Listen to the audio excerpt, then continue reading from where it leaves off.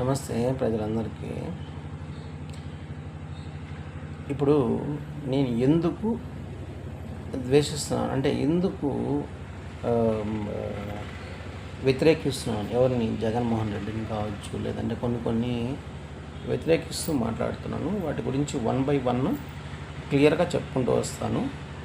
ఎవరైనా చదువుకోని వాళ్ళైనా సరే ఈ వీడియో చూసినప్పుడు జ్ఞానం ఉంటే మార్పు అనేది సంభవిస్తుంది. జ్ఞానం లేకపోతే మనం ఏం చేయలేము. చదువుకోని వాళ్ళు కూడా అర్థమయ్యే లాంగ్వేజ్లో నేను మాట్లాడుతున్నాను, కొద్దిగా వినండి, మనసుతో ఆలోచించండి. నేను చెప్పేటివన్నీ కూడా క్లియర్గా మనసుతో మనసుతో ఆలోచనని మమేకం చేసినప్పుడు లోక జ్ఞానం అనేది వస్తుంది. బాగా వినండి. పోతే ఇప్పుడు జగన్మోహన్ రెడ్డిని నేను ఎందుకు తిడుతున్నాను, తిట్టాల్సిన అవసరం ఎందుకు చూద్దామా ఫస్ట్ విషయం. అదేవిధంగా కొన్ని మతాలని నేను వ్యతిరేకిస్తూ మాట్లాడుతున్నాను, మెయిన్లీ క్రిస్టియన్ మతం. అదేవిధంగా అన్ని మతాలు ఒకటే అని నేను భావిస్తున్నాను. ఎందుకనేది కూడా చెప్తాను, అది దానికి కారణం కూడా చెప్తాను. Okay, first point Jaganmohan Reddy విషయంకి వద్దాం. పాలిటిక్స్. దీనికి చిన్న ఒక ఎగ్జాంపుల్ చెప్తాను, దాని గురించి ఆన్సర్ ఆలోచించండి. ఫస్ట్ వన్, ఒక దేవుడనే కాదు, ఎవరో అన్నదానం చేస్తున్నారు. బాగా ఆలోచించండి. ఒక అన్నదానం జరుగుతూ ఉంది.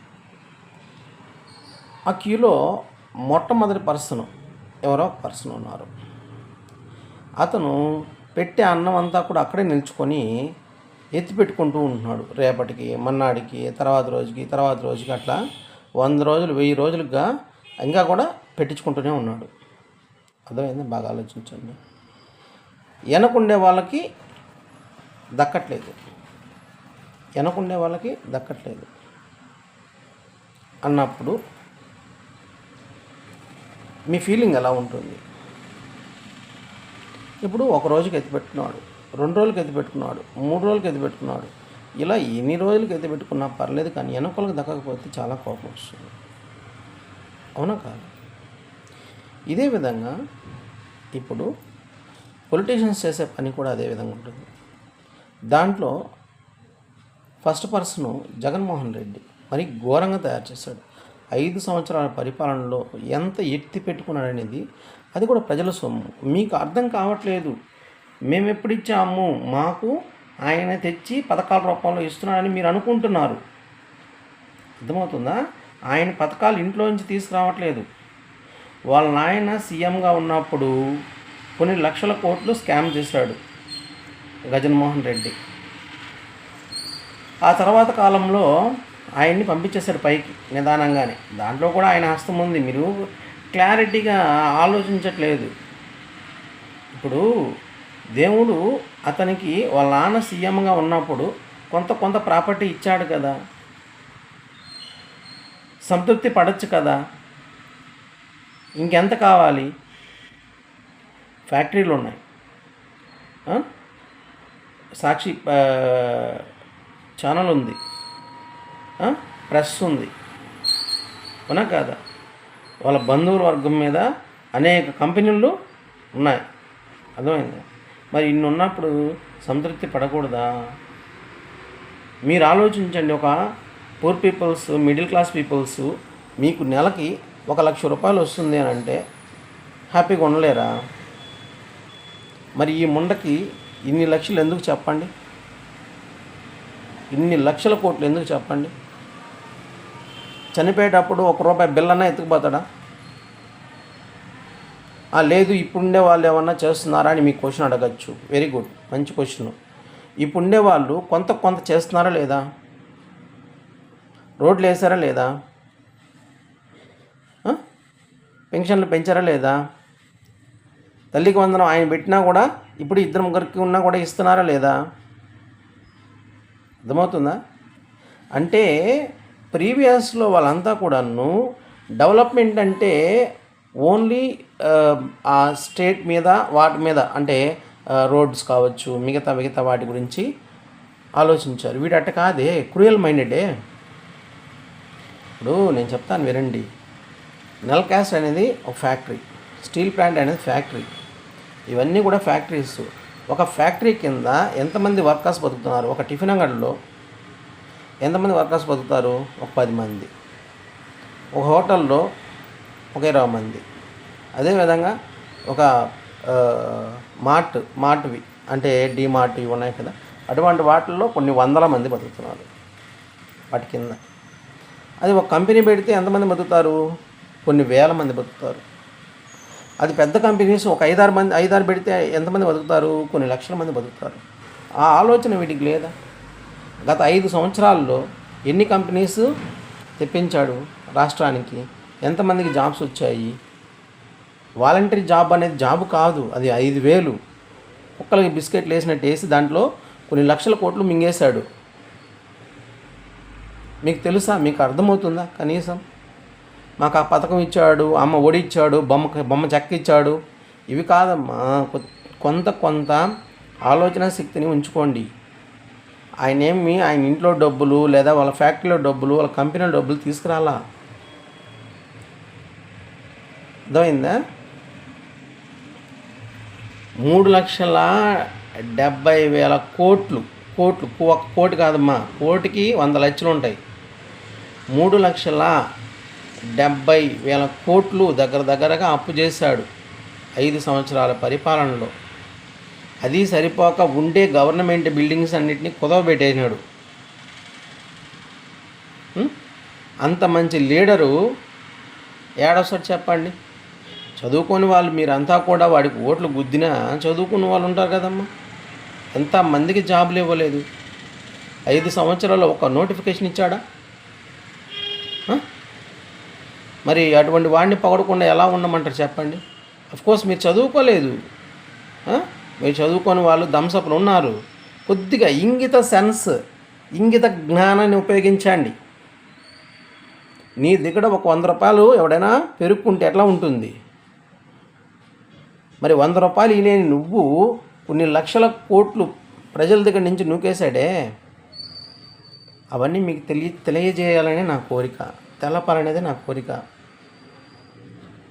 లేదునా నేను వాడి దగ్గరే రోజు వాడి ముడ్డెనకే తిరుగుతున్నాను, నాకు డబ్బులు వస్తున్నాయి అంటున్నావే. ఆ డబ్బులకు కూడా వాడి డబ్బులేమి ఇవ్వట్లేదు. ప్రజల దగ్గర ట్యాక్స్. ఒక కూలివాడు ఉదయం నుంచి సాయంకాలం వరకు కష్టపడి పప్పులు ఉప్పులు ప్రతి ఒక్క కొనిన సామాను మీద ట్యాక్స్ పే చేస్తున్నాడు గవర్నమెంట్కి.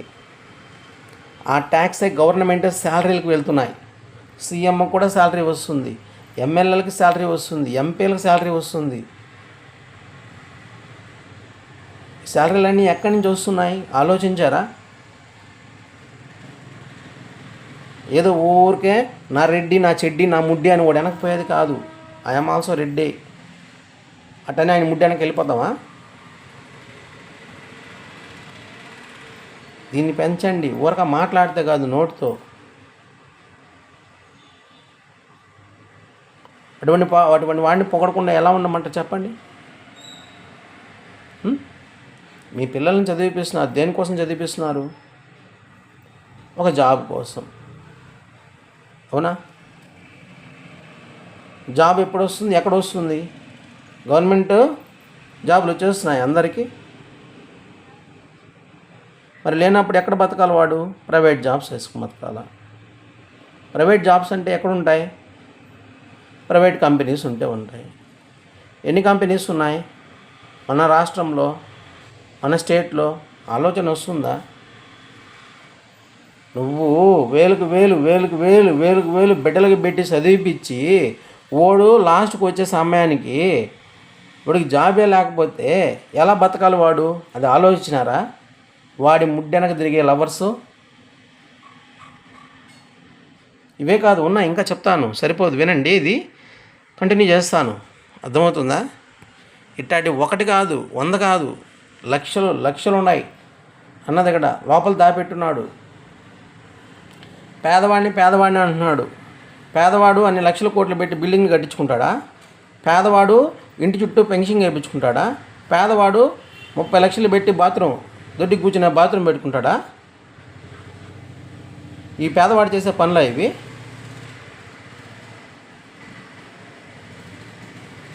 బుర్రుందా వాడికి?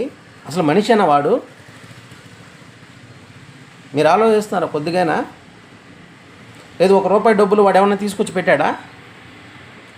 విపరీతంగా ఈ మధ్య ఒక ట్రోల్ అవుతుంది. ఒక అమ్మాయికి క్యాన్సర్ వచ్చి, అన్న నాకు హెల్ప్ చేయంటే, అమ్మ ఇది మన పార్టీ కాదు ఇప్పుడు ఉండేది, మన పార్టీ గెలిచినప్పుడు అప్పుడు చేయిద్దాంలే అన్నాడంట. సెన్స్ ఉండే నా కొడుకు ఎప్పుడైనా అంటాడా మాత్రం? చెప్పండి, మీరు చెప్పండి. సెన్స్ ఉండే ఏ విధవ నా కొడుకైనా అట్లా మాట్లాడతాడా? ఒక్క మంచి పని చేయమని చెప్పండి, ఒక్క మంచి పని చేశారని చెప్పండి వాడిని. ఎందుకు ఆ డబ్బంతా గుద్దలో పెట్టుకొని పోతాడు చచ్చిపోయేటప్పుడు? నాకు అది చెప్పండి. మీ అన్నే కావచ్చు, మీ లవరే కావచ్చు, మీ ప్రేమికుడే కావచ్చు, మీ ప్రభువే కావచ్చు, మీ గోచిపాతే కావచ్చు, మీ చెడ్డియే కావచ్చు, పోయేటప్పుడు ఏం వెతుకొని పోతాడు చెప్పానండి. వాడికి 2 బిడ్డలు ఉన్నారే, ఆ 2 బిడ్డలకి అన్యాయం జరిగితే వాడు ఒప్పుకోగలుగుతాడా? మరి మిగతా వాళ్ళకి జరుగుతుంటే ఎలా గుమ్మనున్నాడు వాడు? మిగతా వాళ్ళ డబ్బుల్ని ఎలా తీసుకుంటున్నాడు? సెన్స్, జ్ఞానము, బుద్ధి ఇవేం లేవా? కడుపుకి ఏం తింటున్నాడు? అన్ని లక్షల కోట్లు సంపాదించాడు. డైలీ ఏం తింటాడు? ఒక టిఫిన్ అంగడికి వెళ్తాడు, వెళ్ళేసి నాకు బంగారు బిస్కెట్లతో తయారు చేసిన దోశ ఏమంటాడా? మంచి బంగారుతో తయారు చేసిన దోశ, దాంట్లోకి నంచుకునే దానికి వజ్రాలతో చేసినటువంటి చట్నీ, ఇవేమన్నా తింటాడు డైలీ? ఏమన్నా కడుపుకు తినే తిండే కదా తింటాడు. ఎంత అవుతుంది ఊరమంటే? అన్ని లక్షల కోట్లతో ఎన్ని రోజులు తింటాడు?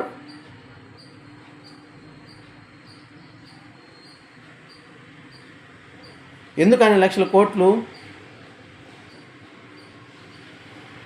ఇంగిత సెన్స్ను ఉపయోగించి ఆలోచించండిరా. నా బొచ్చు నన్ను ఏ చేస్తాము, బీ చేస్తాము, గీ చేస్తాము అంటే నాకేం బొచ్చు కూడా ఓడదు. నువ్వు నన్ను చంపేటప్పుడు నేను కూడా నిన్ను చంపగలిగే స్వామితో ఉంటే, ఆ దేవుడు రాసుంటే ఎవరికొకటికి దిగుతుంది కత్తి. ఉద్ద మూసుకొని ఇది ఆలోచించండి. పెట్టేది కాదు ఏదంటే అది. మా అన్న, మా చెడ్డి, మా ముడ్డి అని పెట్టేది కాదు. అర్థమైందా? మీ అన్న ముడ్డి ఎంత నాకు ఇచ్చాడో మిగతా వాళ్ళకి అందరూ చూడండి. ప్రజలు వన్స్ తిరగబడ్డారనుకో, లోకజ్ఞానం తెలిసి ముడ్లు పగిలిపోతాయి మీకు. పాపం చదువు లేక, ఆలోచన శక్తి లేక గమ్మునున్నారు ప్రజలు. వాళ్ళకి కానీ బల్బ్ వెలిగిందనుకో, మొత్తం బ్యాచ్కి ఎక్కడెక్కడ ముక్కలు పగిలిపోతాయి. ఇవే కాదు, ఇంకా చెప్తాను, చాలా ఉన్నాయి మీ అన్న గురించి చెప్పాల్సినవి. ఒక్కొక్కటి క్లియర్గా చెప్తాను. ఇది పార్ట్ 1, ఇది క్లియర్గా చెప్తాను. అర్థమవుతుందా? క్లియర్గా చెప్తాను. జై హింద్.